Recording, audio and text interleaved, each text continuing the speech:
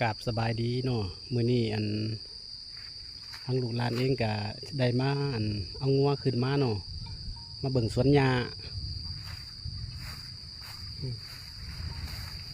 หลานจะโซ่มาเบิ่งอันนี้สวนหญ้าเฮ็ด2 ปีแล้วนี่หญ้าเก่าก็พอมีกินอยู่บ่ได้มาตอนหุ่นมันเนาะหุ่นมันก็หลายนะหญ้ากับกวมบ่มีเวลาเดี๋ยวเวียกหลาย หญ้าแต่ก็พอมีกินอยู่งัวอันนี้แม่นทางเขาลงมาทางข้าเจ้าไปไห่ไปสวนข้าเจ้า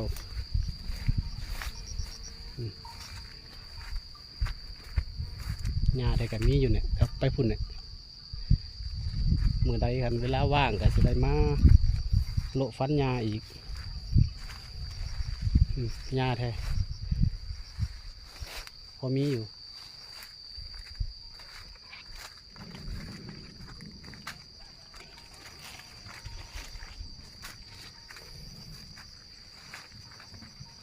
มื่อนี้ก็ได้เอางัวขึ้นมาหินเนี่ย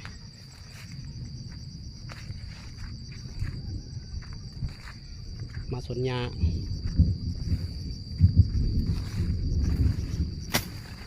ฝาดผาห้องคนกระตุกสวนหญ้าแต่ก็มีพอกินอยู่คนเนี่ยลุมคนเนี่ย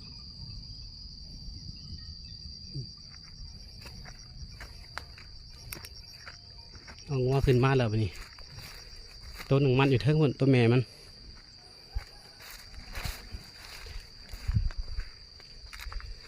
นี่ปล่อย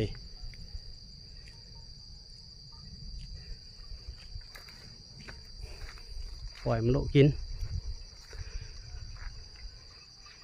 มีแต่ตัวเทิกเบิดตัวแม่บ่มีมันเทิงคนตัวหนึ่งส่วนยาเขาเนี่ยนี่พอมีอยู่มันก็โลกินตำนี่เนี่ยเขาเอามาปล่อยก่อนเขาเบิดอะไรพังนานเห็นบ่ก็เป็นป่าหญ้าเนี่ยงัวเขาลายโตเลยผลเขามาใส่เบิด1 จิ๊บแล้วบ่หอดเดือนซ้ำหมุนเบิดอะไรนะหญ้าเขาก็ได้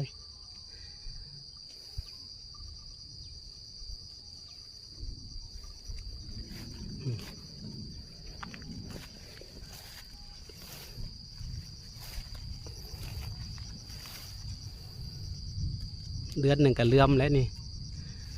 มาจวบหญ้าอยู่น้าลุมมันบ่มีหญ้าเนาะข้าเจ้าก็เฮ็ดน้าเด้เฮ็ดน้าปีเนี่ยน่ะเฮ็ดน้าปีเราบ่มีหญ้าให้กินเขาไถนาเด้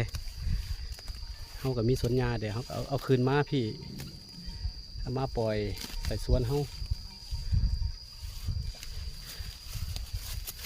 ต่อหันไปก็เป็นบอนไทยใหม่ต่อนี้ไปตัวนี้เป็นฝากหน้าเป็นฝากแล้วตัวพุ่นตัวเห็ดนั่นเป็นฝากหนึ่งนั่นก็ยังบอดได้วานเถื่อตัวนั้นไปแตกเบ้แล้วมาส้นกันยังเล็บยาไปแบบนี้ตัวแห้งกินเลยแบบนี้แรงเราขึ้นไปนอนเทียงบนบนเลยอันก็ยังอยู่ยังบอดได้ดันบอมีเวลาดันที่เขามันฝากกับห้องตัวนี้ล้อหลายมือแล้วเขาดันก่อนเขาวานแล้วก็พอดียากระแตกมั้งเลยตัวยังฝั่งนั้นก็ยังบริวารเถื่อเขาเจ้ายังบ่ได้ดันมดกันแม่นดันมดนี่ก็จำหลุมไปไหนนี่จำบ่ให้เขาไทยนี่บ่ยังมันยังลิ้มหนึ่ง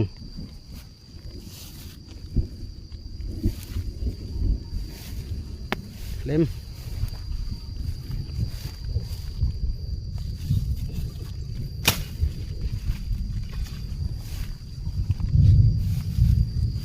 มาหอดนี่กับซ้ำนี่ก่อนเนาะ